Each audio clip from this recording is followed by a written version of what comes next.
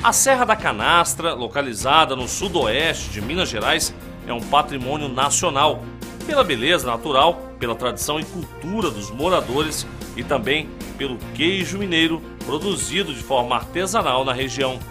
No programa de hoje, você vai entender por que esse lugar é considerado tão especial. A gente foi nascido e criado, a gente tem amor próprio, é uma coisa que vem dos pais. E você vai conhecer o importante trabalho que a Justiça Federal tem desenvolvido na Serra da Canastra, usando a estratégia da reconciliação. Imagine 40 anos aguardando um julgamento e de repente a Justiça vem para cá e fala, não, eu quero te ouvir, eu quero ver o que está acontecendo. E mais, você vai saber ainda o resultado desse trabalho da Justiça Federal na Serra da Canastra. A audiência de reconciliação foi muito proveitosa, determinados assuntos colocados em pautas, as partes conflitantes entraram em um acordo. Tudo isso e muito mais agora no Justiça para Todos, que está só começando.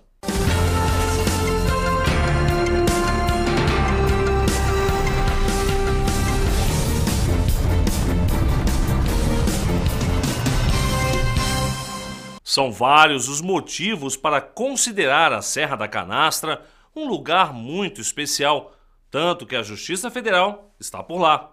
Agora você vai conhecer um pouco mais desse paraíso que encanta o mundo desde os séculos passados. Enquanto tive diante dos meus olhos a Serra da Canastra, desfrutei de um panorama maravilhoso. Palavras de um francês naturalista, botânico, em 1816 aflorou o encanto ao ver essa pintura em terras brasileiras.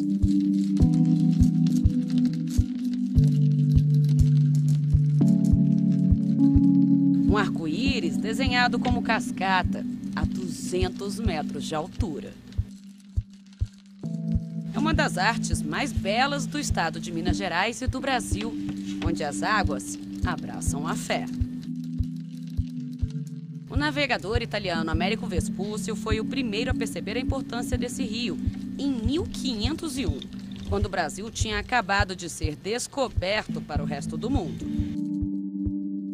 Isso aconteceu em 4 de outubro, dia do patrono dos animais e do meio ambiente. O nome de batismo é Rio São Francisco. Ele ultrapassa fronteiras. Nasce aqui na Serra da Canastra de forma tímida. Um pequeno poço de água limpa que brota da terra como um milagre.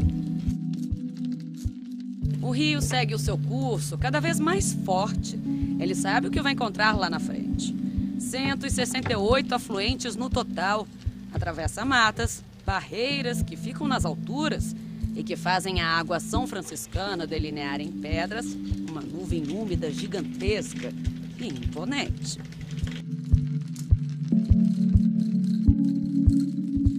Cinco estados, 521 municípios, 2.800 quilômetros até o Oceano Atlântico.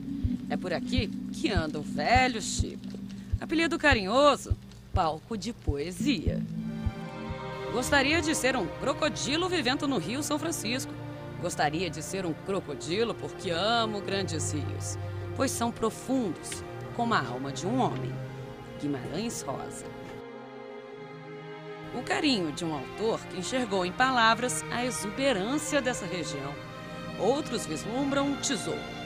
Nesta terra tem morador, turismo, tem produtor de queijo, exploração de minério e parque. E aí que toda essa riqueza começa a ser disputada. Não é de agora, começou há 43 anos. Esse parque foi criado em 72 com uma área de 200 mil hectares. E a primeira área foi a área chamada Chapadão da Canastra, que é a parte alta, são 70 mil hectares. Na época, houve uma desocupação de parte da área, uma ação considerada bruta, tanto no sentido físico quanto na definição de justiça. Para começar, a indenização foi por títulos da dívida agrária resgatáveis em até 20 anos, ou seja, na verdade as pessoas não iam receber, né? Em segundo lugar, foi uma desocupação extremamente violenta. Então, os relatos que nós temos lá do Exército chegando e fazendo tiro ao alvo com queijo de canastra, queimando gado vivo dentro dos currais de pedra, executando o gado com tiros na cabeça, expulsando as pessoas, e assim foi feita a primeira fase nessa parte alta. Os produtores rurais, os pequenos fabricantes do famoso queijo canastra, acabaram se organizando na área que continuava livre, 130 mil metros quadrados. Mas 4 décadas depois... Quando chegamos aí no começo dos anos 2000, houve uma decisão do Executivo de configurar o parque nesses 200 mil daquele decreto. Aqui em Brasília, bem distante da Serra da Canastra, o Congresso voltou com o assunto em pauta, mas nada foi efetivamente definido. O decreto de 1972 é claro, o Parque Nacional tem 200 mil metros quadrados, mas apenas 70 mil passaram por desapropriação lá naquela época. Os 130 mil metros quadrados restantes ainda dependem de regularização fundiária, e isso há mais de 40 anos. Desapropriações que podem ser menos valiosas para muita gente que está naquela terra do que qualquer indenização. E se toda essa natureza já era ouro, tornou-se também diamante. E aí a questão se tensionou de novo, porque além dessas pessoas terem vivido esse tempo, nesse período descobriu-se 2 jazidas de diamante, o Canastra 1 e o Canastra 8, com uma pesquisa comprovando que é a primeira jazida viável no Brasil, estimada em 100 milhões de dólares, mais ou menos, e uma outra que seria o Canastra 8, com estimativa de até 2 bilhões de dólares. Se for viável, o Brasil fica entre os 10 maiores produtores de diamantes do mundo. Começou também a haver exploração de quartzito, que é a pedra mineira. Mas o que a Serra da Canastra tem mesmo pode superar até diamante. Entre as montanhas existe outro brilho, muita água. E de onde jorra esse manancial, nasce também a disputa. Como evitar um enfrentamento sem revolta? A primeira ação da Justiça Federal relativa a isso entrou em 1976. Então nós temos aí quase 30 anos de processo da Justiça Federal sem resolver a questão. Então o melhor foi outra tática, uma estratégia simples, a conversa. No mesmo nível do que a Serra nos revela, em rastros de serenidade e equilíbrio.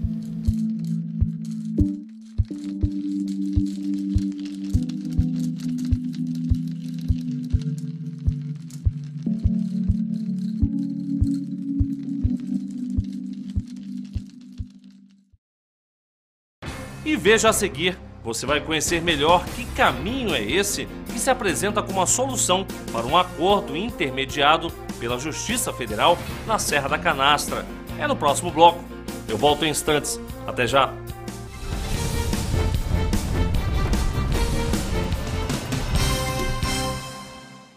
Que beleza de casa, hein, Priscila? Regina, nós conseguimos. Mas você sabe o que tá faltando? Bem. Tá faltando isso aqui, ó. O cartão Minha Casa Melhor. Com esse cartão aqui, você pode comprar até 5 mil reais de imóveis, eletrodomésticos. Depois você vai pagando um pouquinho cada mês. Se você também conquistou sua casa pelo Minha Casa Minha Vida do governo federal, liga pra esse número aqui, pede logo o seu cartão. Minha Casa Melhor. Mudança de casa, mudança de vida.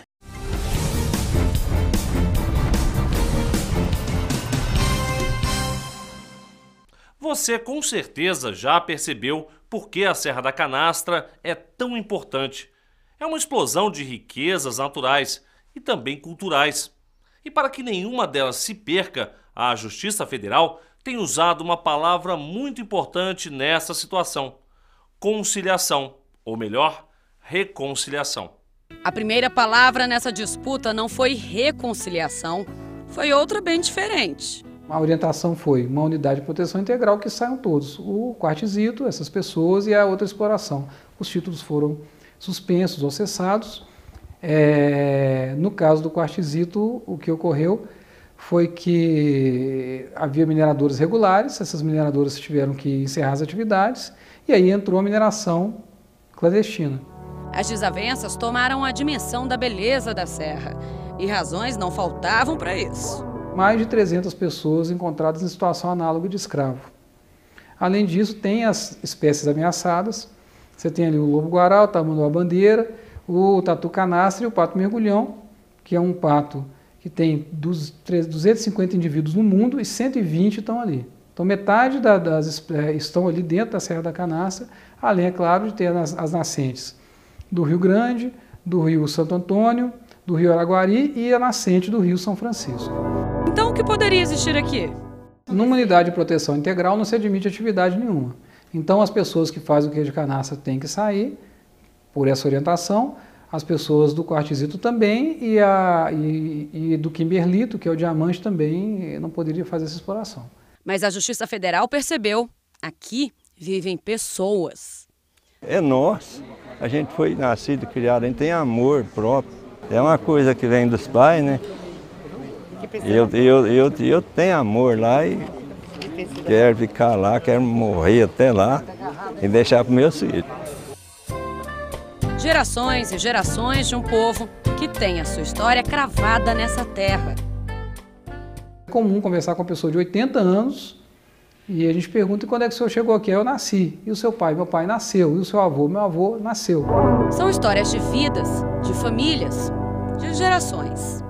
Sou proprietária de uma pequena propriedade no Vale da Babilônia, a qual foi nascida, criada e casada com José Custódio de Almeida, que é família descendente de Portugal, que seus bisavós chegaram em 1860 na região. Metade da produção de leite é transformada em queijo. 5.000 toneladas por ano. 2.000 produtores vivem na roça. E por que esse queijo canastra é tão gostoso? Dizem que não se consegue fazer igual em lugar nenhum. Não é possível você produzir o queijo canastra num lugar que não seja aqui. Porque o que define a área de produção do queijo canastra é a altitude em que ele é feito, a região onde ele é produzido, as bactérias que são endêmicas da região, o tipo de gado, a quantidade de leite que ele produz e o capim que ele pasteja. Esse queijo move a economia de pelo menos 6 municípios que fazem parte da Serra da Canastra: Sacramento, Delfinópolis, São Roque de Minas, Vargem Bonita, Capitólio e São João Batista do Glória. A produção artesanal, que resulta em um sabor incomparável, não é apenas comida, é patrimônio cultural e material brasileiro. Então nós vamos destruir patrimônio cultural, né, para preservar patrimônio natural, né? Isso não é uma necessidade, isso é uma incoerência, já que nós podemos proteger o patrimônio natural exatamente conservando o patrimônio cultural, que é a cultura do homem da canastra. Com tantos lados no mesmo dilema, muitos processos foram parar na Justiça Federal, pelo fato do parque ser nacional, ou seja, de responsabilidade da União. Nós, juízes federais, cuidamos dos interesses da União. E ao cuidarmos dos interesses da União, nós estamos cuidando do cidadão. Porque nós estamos dando à União o poder necessário para ela cuidar do cidadão. Mas nós não podemos traduzir de forma diferente, ou seja, a União massacrar o cidadão. Isso não pode. Mas nos anos 70, quando o país respirava a ditadura, os canastreiros contam que receberam ordem e tratamento bem diferentes desse. Você tira do pasto, se não tirar do pasto, eu vou matar. Eu mato as criações. Vocês tiram do pasto. Vocês não põem gado lá no pasto, não. A pessoa é dona do terreno e tinha que tirar o gado. Se não tirasse, eles matavam. Eles davam fim naquilo, consumiam. Quando eles falaram que era para sair, e eu, para onde que eu ia comer o gado? Né? E ali foi duro, foi penoso. E depois falou que ia pagar. E o dinheiro que eles pagou dentro desses 40 anos aí, não dá para comprar um carro dela. Hoje, se fosse hoje, não dá para comprar um Fusca. Ah, tirava os latão de leite, o leite desperdiçava para lá, pegava os queijos e jogava fora. Covardia, não pode. Isso é um pecado. Covardia. Destruir os trem da pessoa. Viver, né? Manter aquilo. Quebrou a costela do meu filho com um cabo de uma espingarda que estava guardada lá numa esteira de queijo. E queria bater, não podia prosear, porque senão eles batiam e matavam. O medo não é mais a fórmula. E esse grave erro, infelizmente, nós não temos como apagar isso.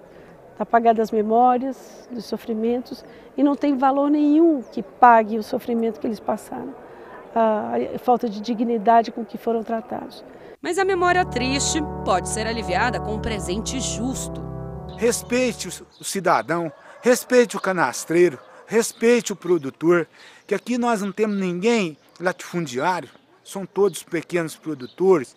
Esse juiz federal pensou nisso e propôs algo que, apesar de parecer simples, era desafiador. Uma conversa.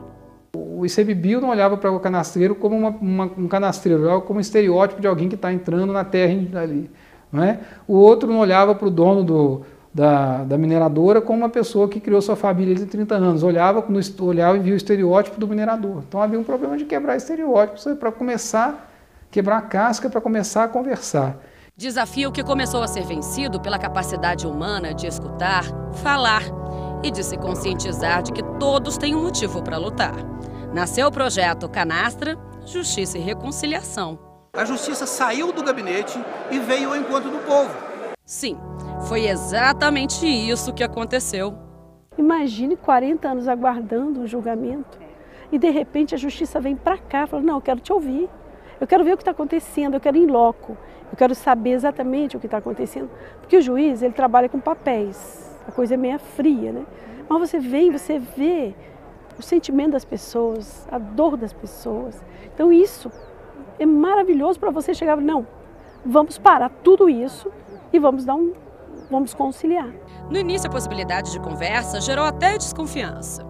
O defensor público da União veio, mas teve um problema logo de cara. As pessoas me ligou dizendo que as pessoas tinham tanto medo do Estado que não queriam recebê-lo. Então eu tive que me reunir com os canastreiros para pedir a eles que confiassem nessa pessoa que estava sendo nomeada pela Justiça para tratar dessa questão. Era difícil para os moradores compreenderem o que estava acontecendo e a Defensoria Pública foi chamada. No entender da Defensoria, embora o decreto de 1972 tenha falado numa área de 200 mil hectares, os órgãos responsáveis, eles só criaram o parque efetivamente numa área de aproximadamente 70 mil hectares. E isso eles fizeram de acordo com uma possibilidade que existia no próprio decreto. Então, na medida em que esses órgãos eles criaram um parque só nessa área de 70 mil hectares, conforme permitia o decreto, agora, ou 20, 30 anos depois, eles não podem querer unilateralmente alterar a extensão desse parque. No meio dessa luta, engatinhar para uma possível solução. A primeira reunião de conciliação, apenas os primeiros passos, que já caminham junto com a esperança. Tem uma união, tem um conciliamento aí que para nós viver em paz lá, trabalhar, preservar. E passar o tempo, deixar para os filhos, para os netos. É isso que eu quero. Isso que seja muito válido isso aí para ajudar nós, né? E veja a seguir, vamos mostrar como foi a reunião de reconciliação realizada pela Justiça Federal na Serra da Canastra. Será que houve acordo? Quando Deus falou que era para sair, e eu para onde eu ia com o meu gado, né? E ali foi duro, foi penoso. Você confere daqui a pouco, voltamos já.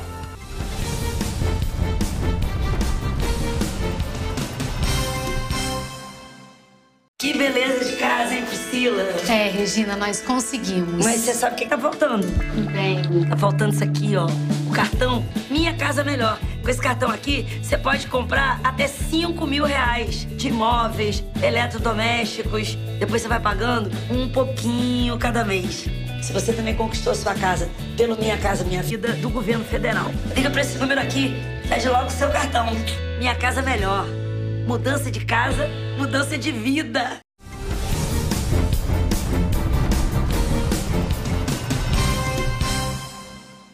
A Justiça Federal realizou na Serra da Canastra a primeira reunião que deu início ao processo de reconciliação. E essa negociação já rendeu bons resultados.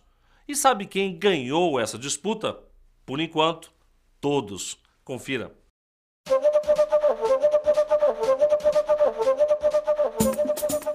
Mora aqui e o povo preserva, né? Reserva, né? Não destrói não, mas quer morar, né? Cuidar da terra, né? Plantar. Já percorremos todos os caminhos democráticos que existem hoje. Já estivemos na Casa Civil, já criamos vários movimentos e até hoje não fomos resolvidos. Os canastreiros falam, o defensor deles também. Nesse caso específico da Serra da Canastra, a população que é considerada tradicional, ela é protegida pela Constituição.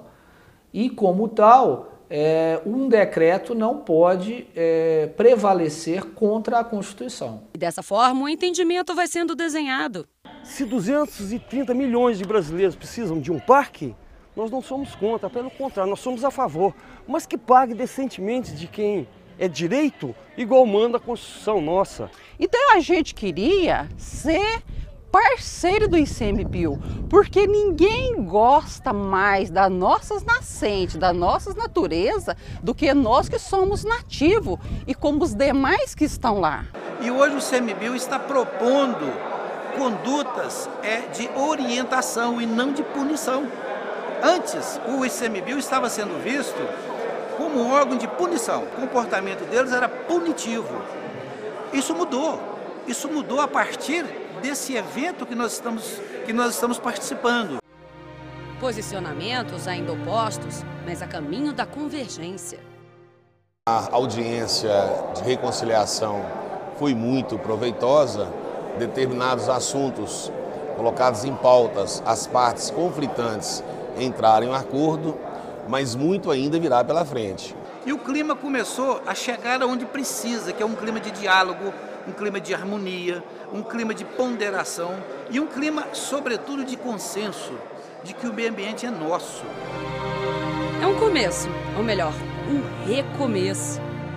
Assim, a primeira pauta veio à tona. Preservação das minas de água, preservação do leito da água, preservação das matas ciliares, dos topos de montanha, enfim, entrou-se num consenso de tudo aquilo que precisa ser preservado. Com a reunião de conciliação na Serra da Canastra, 2 acordos foram fechados sobre a proteção das nascentes e o uso do fogo. Os moradores se comprometeram a fazer o manuseio do solo para evitar a propagação de incêndios.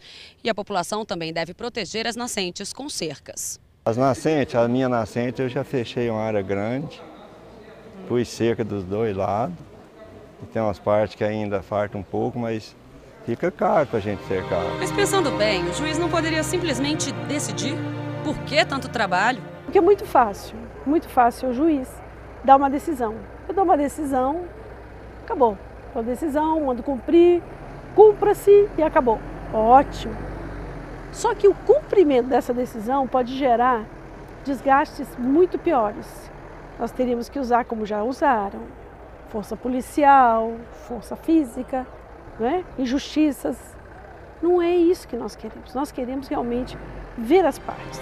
E a reconciliação ganha um contorno real, medidas práticas. Tão logo elas comecem a ser implantadas, novas reuniões serão marcadas para que a gente não só avalie as ações que estão sendo implementadas, mas como nós vamos aperfeiçoando as próximas ações e as próximas diretrizes a serem traçadas.